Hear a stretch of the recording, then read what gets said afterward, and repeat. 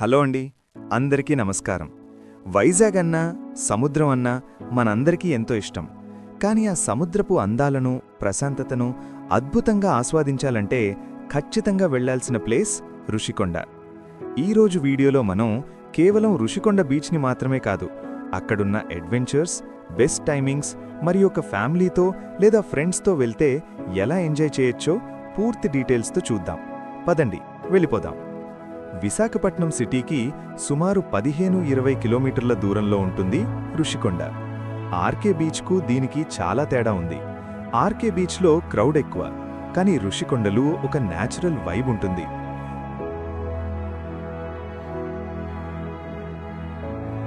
Beach అనగానే మనకు గుర్తొచ్చేది ఫుడ్.